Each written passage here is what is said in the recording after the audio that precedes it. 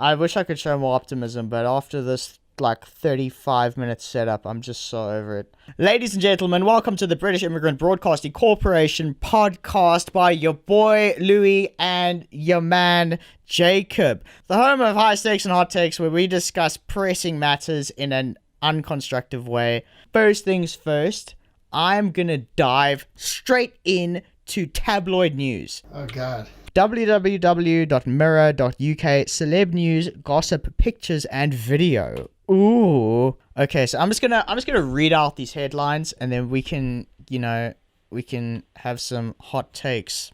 What does your hat say? 2000. Yeah, it's literally from the year 2000. I was 2 years old when this hat was born. Wow, that's amazing. You had a gigantic head as a child. Do you honestly think I had this in my family since 2000? Well, I mean, why would you lie to me? I got this in a thrift store about a year ago. What were you doing in a thrift store? Jacob, I'm a fashion icon. Thrifting is literally my hobby. How is wearing a hat saying 2000 make you a fashion icon? I am a fashion icon. I'm telling you, that's that. Okay, I'm going to dive into these flipping headlines because I've been waiting so long to get into this. I haven't been looking all week. No, I do not want to stay updated. The Mirror. Okay, Jessie Nelson stuns in body confident post after sharing her agony overeating disorder. Heavens above, what is it? Okay, listen. Type in celeb news and click on the first tab. Wait, what browser are you using? Can your laptop open more than one Google tab without crashing, Jacob? Well, that depends. Celeb news. And then it should be called Mirror. It's just a bunch of tabloid garbage. Do you see it? Yeah, I see garbage. There's more pop-up ads than actual news. Jessie Nelson stuns body confident post. Yes. Okay. After her agony... What? After sharing her agony over eating disorder. Am I reading that right? After sharing her agony over eating disorder. Yes. What kind of... After sharing her agony, over eating disorder. That makes a bit more sense. I don't know. These people need to know how to type English before they go ahead and start writing articles. Okay. I don't think that people who come here are really that concerned of grammar. Hey, listen. We're running through... I want something stupid. I'm waiting for the stupidity. I've seen a stupid reporter type something ridiculous, but I want to see some goofy news. Okay. Kathy Tyson says she shunned Hollywood in 80s because oh my gosh, the grammar's getting worse, because it didn't match her values.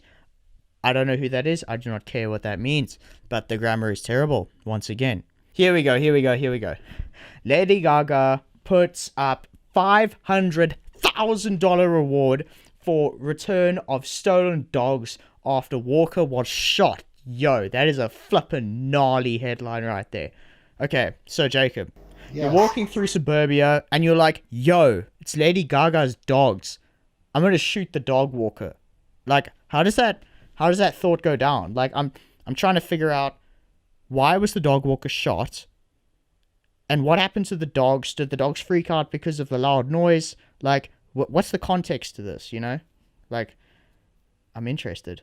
But I'm not interested enough to actually, dive in. I'm just that's alright, but I don't actually care. You know what I mean? Well, I guess so, yeah. You don't care. Jacob, I need some more life out of you. Okay. Married you don't at care. first. Okay, thank you, Jacob. Who the flip is that? Are you on my level? Are you scrolling down with me? No? Where are we? I'm seeing Kim Kardashian and Kanye West divorce. Yo, here we go. Kim and Kanye, let's go. Kim Kardashian and Kanye West divorce. The 16 explosive days that broke marriage. Okay, look, the grammar's terrible. I think, if, I don't know. You know how in school, people, the teachers will always say, read the newspaper if you want to get better at reading. Right. I mean, this will make you worse at reading, surely. Like, this is not a good...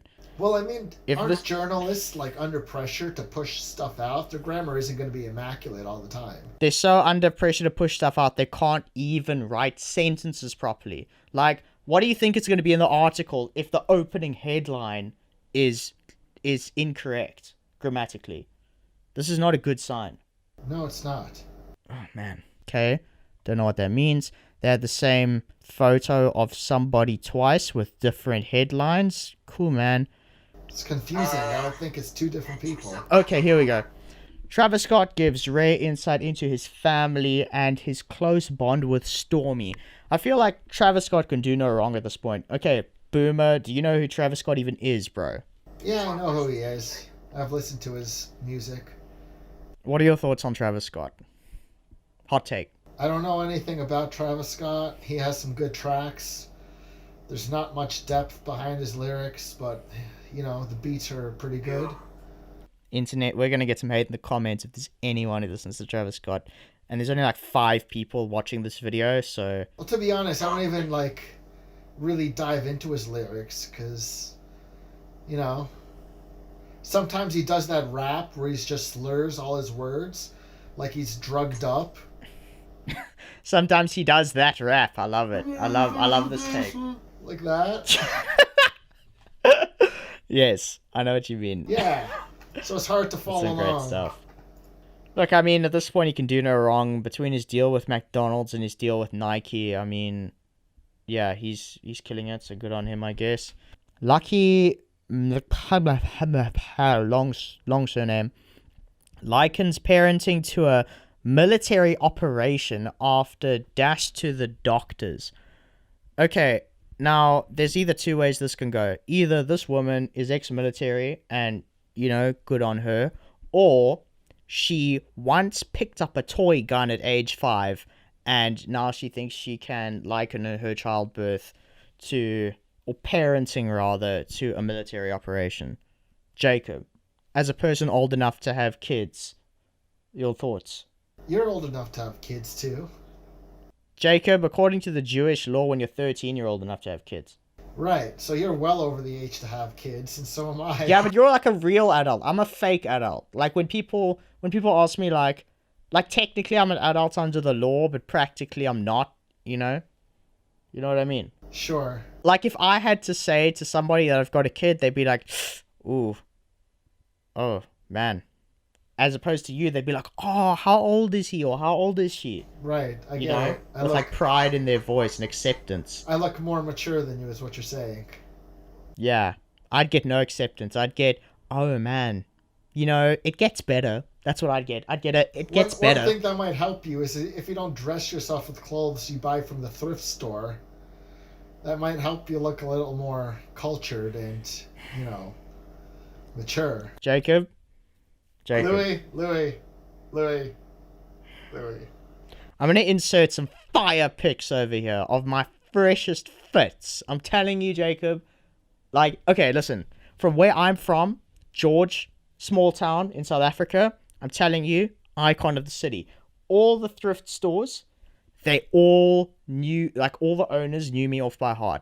And when I used to walk in, they would literally, like, open the back room where all the new things were that weren't on the shop floor yet, and I would get first pick. Did you know I ran a thrift business? I ran a secondhand clothing store for Instagram. No, I didn't know that. And Yeah, I did. So when COVID started, I was bored because I didn't have any work, and I was shopping because thrifting is cheap. Oh. So I just decided, like, okay, and I was going to move to England. So I was like, okay, well, I need to start selling some of these clothes. And then I sold so many clothes so fast that I'm like, yo, this is actually a business. And then I just started it for fun. And then I actually gave the business to my friend Ruth. And now she's running it full time in South Africa. You're selling your old clothes. Jacob, you literally just trivialized my entire incredible story. Yes, I was selling my old clothes, Jacob. I'm just trying to get Oh my into gosh. grasps with your business model. I mean, what happens when you run out of clothes? You buy more, Jacob, from the thrift store. Which you sell in your own thrift Jacob, store. I bought 2 pairs of Levi's off the side of the street for 60 Rand a pair. That would be about £2.50 a pair. Right. on eBay right now. Oh my gosh. On eBay right now in the UK, you can buy a pair of Levi's for £25. Right. So that is the comparison that I'm drawing. The savvy entrepreneur that you are and whatnot, I still don't understand how Africa has the thrift stores when they could collect all of our thrift.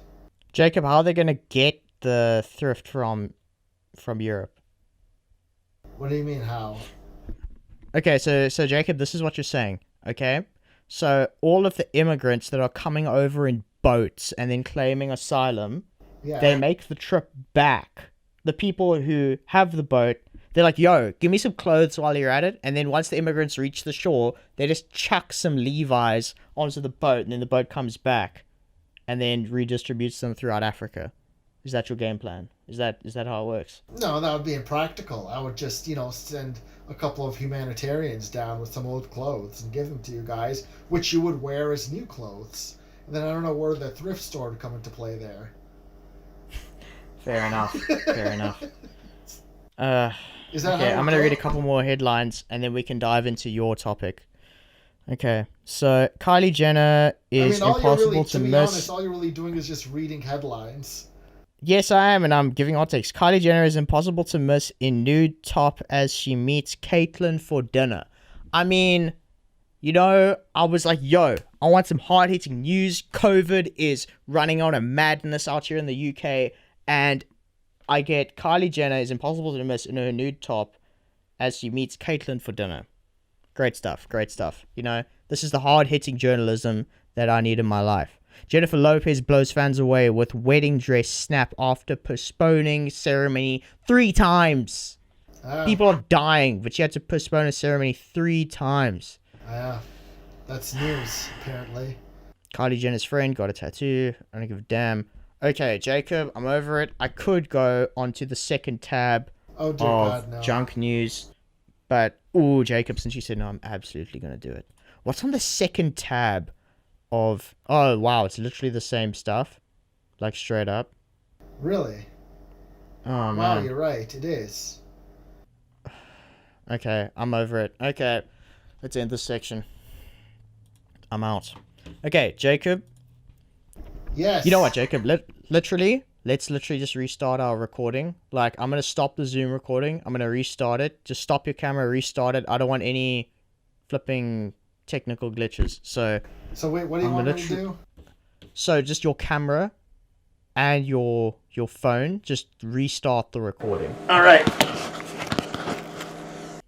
Okay, topic number 2. Jacob, shoot.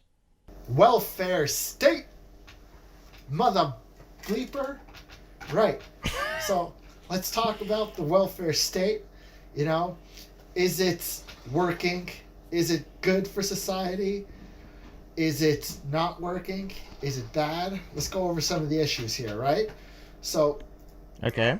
First of all, let me define the objective of the welfare state as per. I took this from Wikipedia, unfortunately, but it can't be that far off the truth. Anyways, the welfare state is a form of government in which the state protects and promotes the economic and social well-being of the citizens based upon the principles of equal opportunity, equitable distribution of wealth, and public responsibility for citizens unable to avail themselves to the minimal provisions for a good life. So, that's a loaded statement. Yeah, I'm really trying to summarize this very much, right?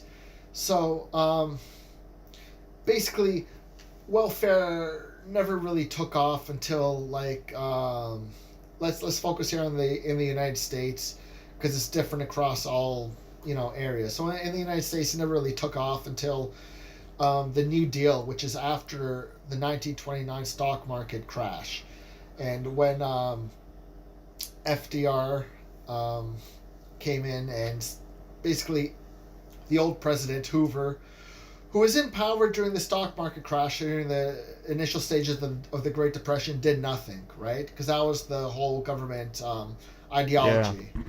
And then FDR came in and he brought in the New Deal, which is completely reverse of what American capitalism is. Here, the government actually took initiative and got involved in the economy and more, right? And so they actually put into play a lot of welfare programs, some of which are still around today, like Social Security, right? Yeah. Okay. So during the Great Depression, a great deal of anti-welfare advocates all of a sudden found themselves in need of welfare. So there's a shift in public opinion. Yeah. And and with that, that's where the government's involvement in the economy became more and more obvious. So let's get into welfare here.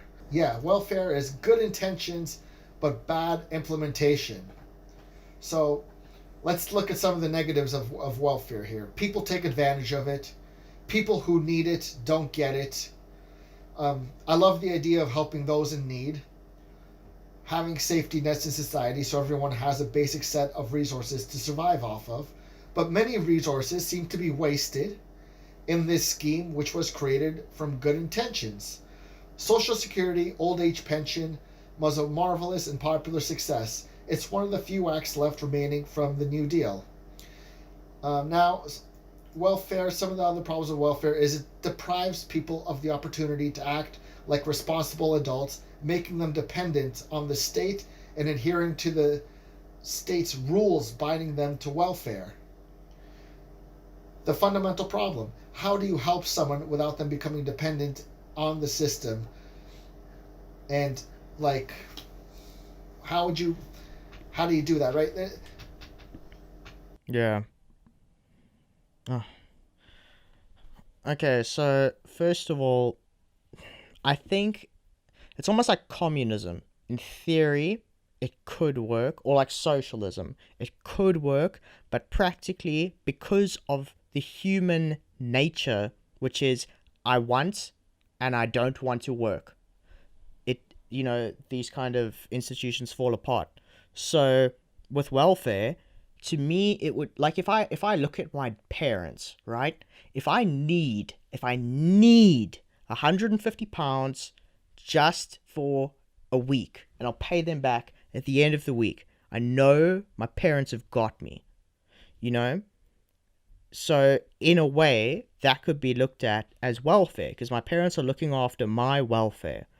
But, if I ask my dad for £20 every single week and I never pay him back, and then all of a sudden I am dependent on that money because I have created a lifestyle for myself that I cannot maintain on my own, I feel like that is a very negative thing. And then if I have a child and I'm supporting that child on the money that I'm getting from my dad that I am not able to make on my own, based on the fact that I'm trying to maintain a lifestyle that I cannot afford on my own, I feel like that is a very negative cycle. And when you start getting into the third and fourth generation of welfare, I feel like things get very dangerous, because you're literally creating humans as if they are caged animals that cannot hunt for themselves.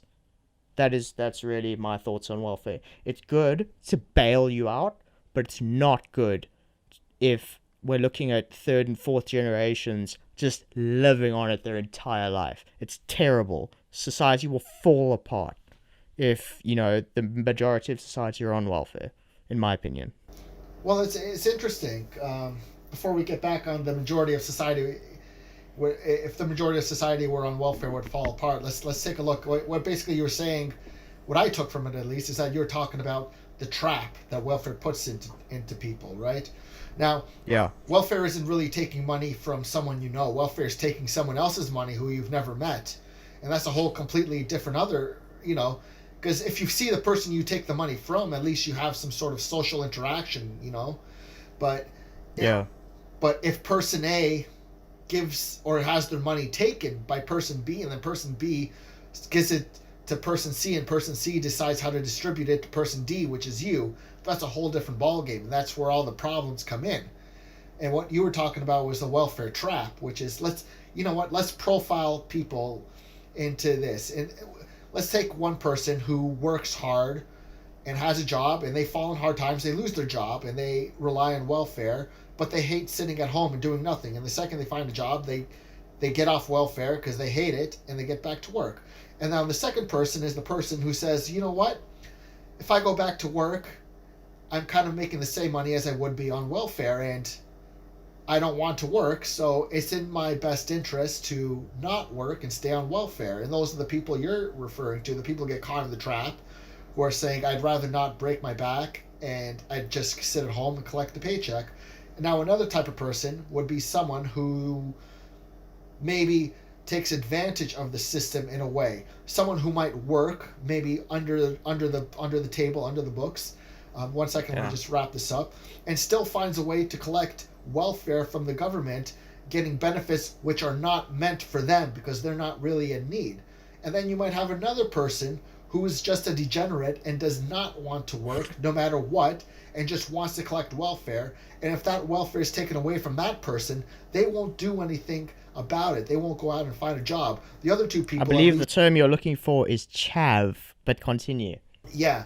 The other two people would, at least if you take welfare away from them, they'll have to go out and find a job to survive. But this last person will not. They will just sit there and just degenerate into nothing. Degenerate, yeah. I love that term.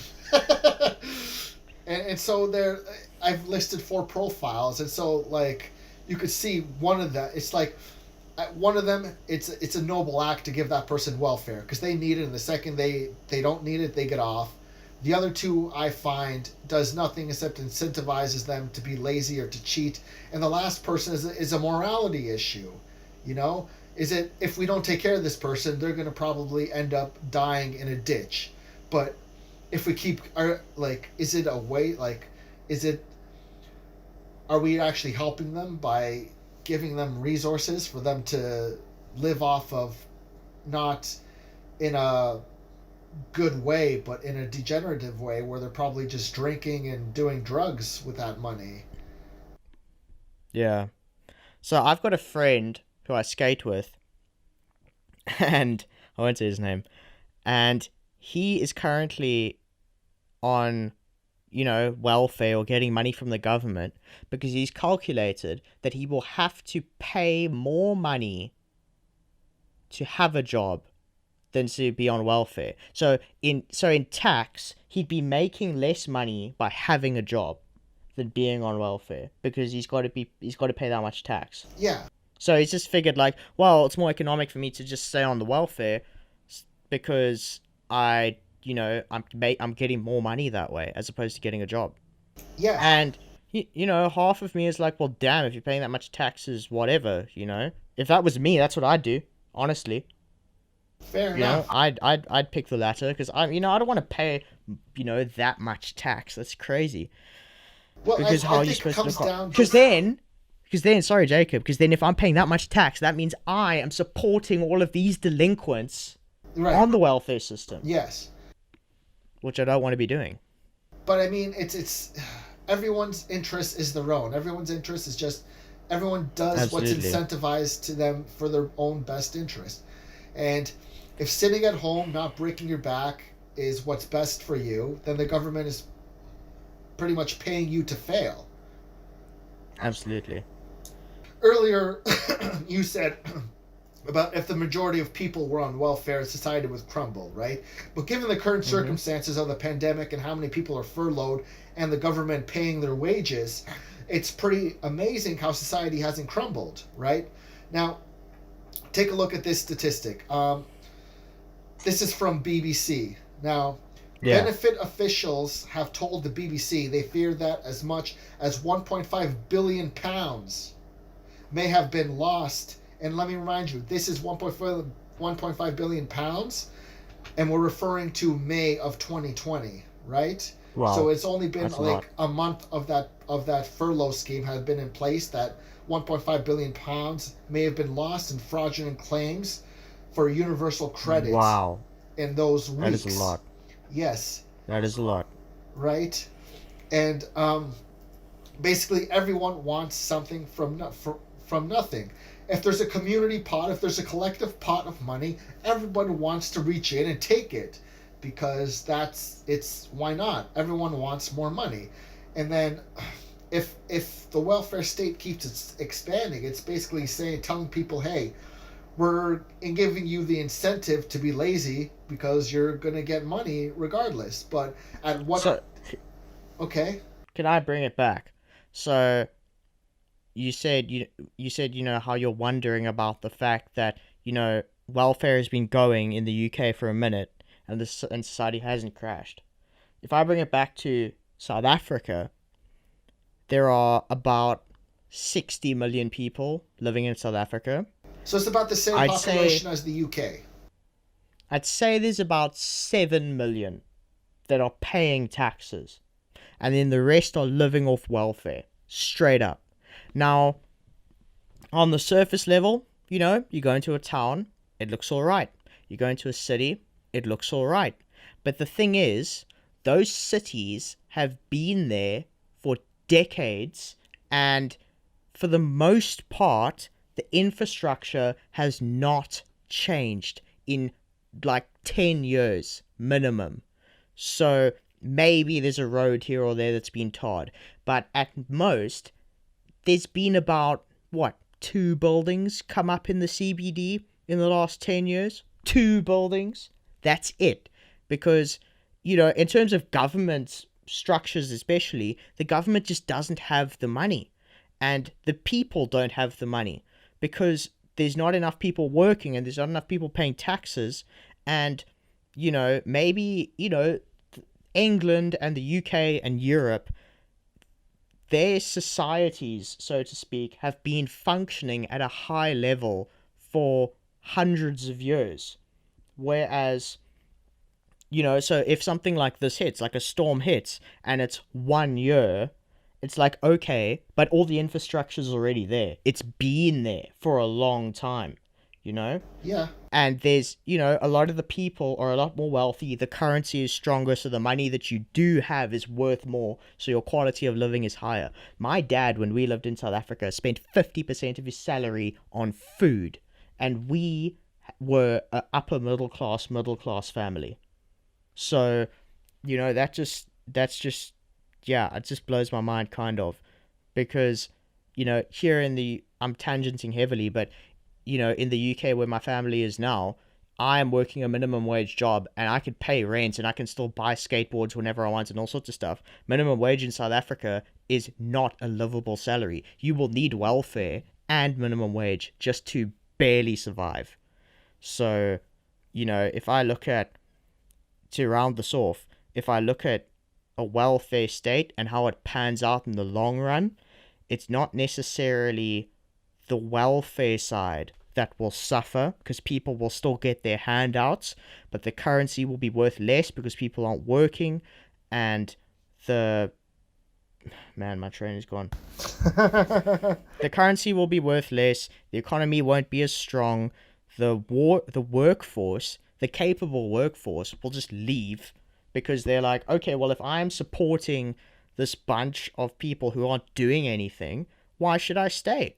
So, like my dad and my family, all of the people who actually have ambition and want to do something with their life will try and leave a welfare state in order to serve themselves. Because why would they stay when they have to feed 100 mouths when they could just go somewhere else just to feed themselves?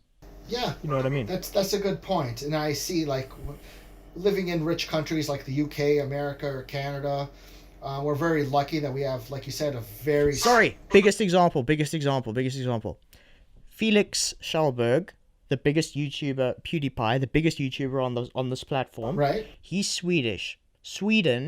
In Sweden, I think you have to pay 50% tax. Yeah, he they makes have a very... hell of a lot of money. So he moved to the UK specifically to avoid that tax. Yeah. So let's touch on one more note here. So poverty, since All right, I'm going to reference the United States here because they have Yep. the most statistics out of. I couldn't really find any for the UK. So since 1964, when Lyndon B. Johnson announced the war on poverty, poverty has decreased in the United States from 22.5% down to around 10% today. It wasn't a smooth transition, and although it has. Okay, so it wasn't a smooth transition. Every time there was a recession, it would come back up, the poverty rate, then it would go back down, But overall, poverty rate has declined due to the welfare state. But that doesn't mean that it's still the best approach. Even though they have the statistics that say, see, poverty has declined, it isn't the best approach, I find, because, like you said, it incentivizes people to be lazy and incentivizes people not to work because no one wants to, play a game that's rigged against them. No one wants to be cheated. So my hot take would be, what is the definition of poverty? Save that for another topic. That is a whole other topic. And I know, but the thing is, if we are defining poverty as somebody who cannot support themselves on their own and needs welfare, then perhaps poverty levels have not gone down and they have perhaps gone up. If we define poverty as you are living in poverty if you require welfare. Right. I'm not sure what the definition of poverty is. I did some brief research. Apparently here in the UK, if you're living outside of London, poverty is defined as after your housing costs are paid for if you make £152 a week. That's considered poverty in the UK outside of London. Now, with that being said, I apologize, but I need to wrap this up because I'm heading out into the world. I completely agree. And hopefully next time when things go more smoothly, you don't have those issues on your side which held us back. I love you and I appreciate the effort, but a little... Jacob. I'm literally editing fists punching you in the face with sound bites. Okay, as wait. Say that again and I'll make a face. You can just do it. It's happening right now. Hopefully that fits. Imagine I don't do anything and I just leave this the way it is. No, I'm not going to do that. That's boring. Okay, ladies and gentlemen, this has been the British Immigrant Broadcasting Corporation podcast. The takes were hot, the stakes were high, and we were irresponsible. It's been your boy Louis and your man Jacob, and we will see you next week. Next week, motherfuckers! So anyways, sorry about that whole delay. Hopefully next time it goes a lot smoother.